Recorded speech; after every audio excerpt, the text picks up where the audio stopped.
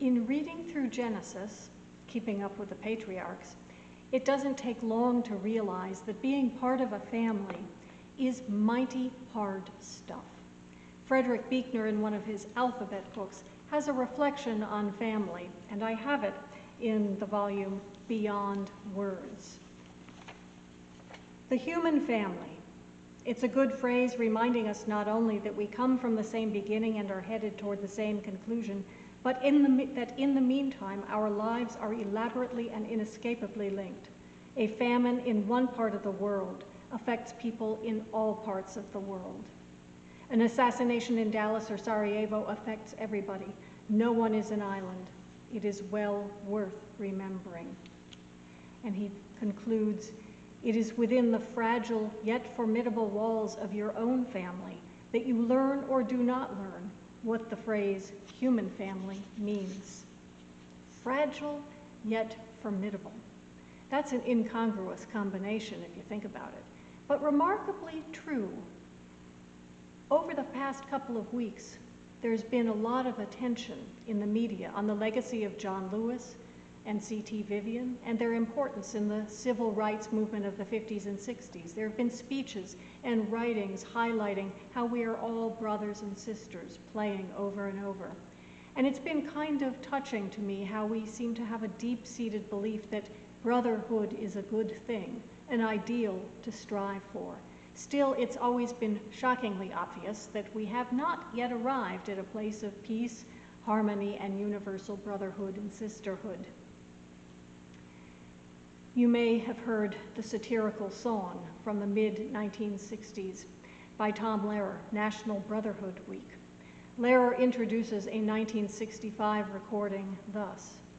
During National Brotherhood Week, various special events are arranged to drive home the message of brotherhood. This year, for example, on the first day of the week, Malcolm X was killed, which gives you an idea of how effective the whole thing is. I'm sure we all agree that we ought to love one another, and I know there are people in the world who do not love their fellow human beings, and I hate people like that. Here's a song about National Brotherhood Week, and then he proceeds to sing the song. Among the lyrics, it's fun to eulogize the people you despise, as long as you don't let them in your school. And he ends, be nice to people who are inferior to you. It's only for a week, so have no fear. Be grateful that it doesn't last all year.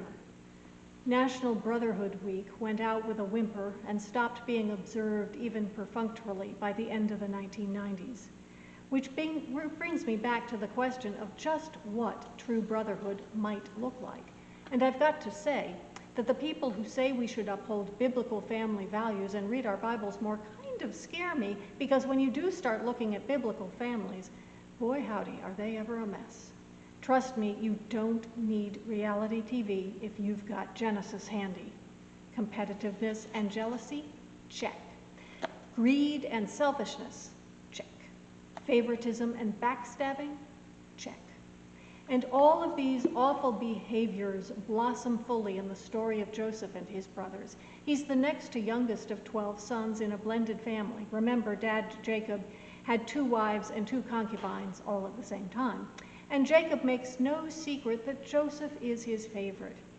Jacob gave Joseph a special coat or tunic, and as the footnotes in my Bible say, the meaning of the Hebrew is uncertain that describes said coat. The King James Version hits for the fences and catches the imagination with coat of many colors. Other translations include ornate, fancy, full sleeves, long with sleeves, and a long robe. The bottom line is, we have no idea what the coat actually looked like, but it was obvious to everyone that Joseph got a special thing that none of his brothers got. Well, that didn't go over well. And also, apparently, he was not one to wear his coat or his position as Dad's favorite lightly. He had dreams, which he interpreted as meaning that all of his brothers and even his father would bow down to him, and he didn't think twice about letting them all know about those dreams, which you have to admit was pretty obnoxious. The minute version: all the other brothers gang up on Joe out in the countryside, planning to kill that dreamer. A softer-hearted soul among them persuades them not to kill their brother, just chuck him in a dry well. Mr. Softy thought he'd win points by bringing the kid back to Dad alive himself. And yet another brother had an idea that combined the big-heartedness of not killing the dreamer with straight-up greed.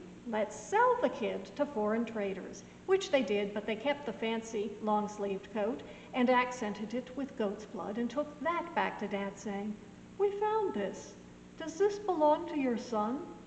Notice that they don't even want to admit it is their brother, just their father's son. Ah, brotherhood. Ah, family values. I'll say one thing for these stories about the patriarchs. It makes me realize that nothing that most of us face in our families should really ever surprise us.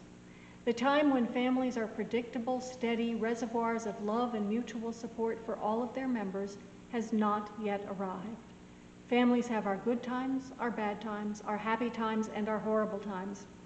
We have our spoiled brats and our bullies. We have our feuds and our alliances, our saints and our pests, among other things. As Buechner writes, it is not so much that things happen in a family as it is that the family is the things that happen in it. The family is continually becoming what becomes of it.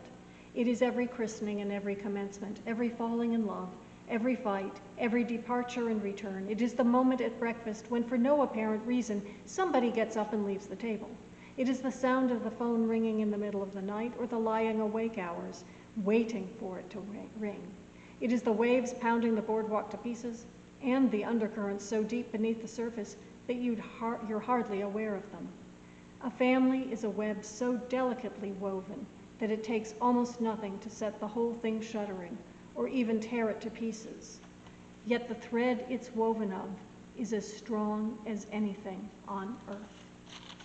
Those fragile yet powerful threads may be the tie that binds us in love, whether it be a family, a church, a community, or a nation.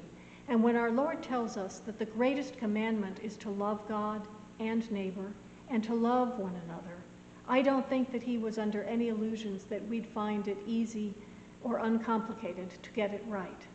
That's probably why Jesus phrased it as a commandment that we love one another.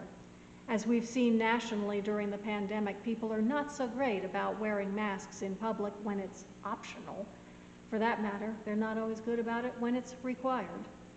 So be of good courage, and let us all do the sometimes very messy work of brotherhood and sisterhood, starting right where we are with who we are. Take heart from the long line of very imperfect people before you and me that somehow, strangely and wonderfully, God was able to work with, in spite of themselves. God be with you till we meet again.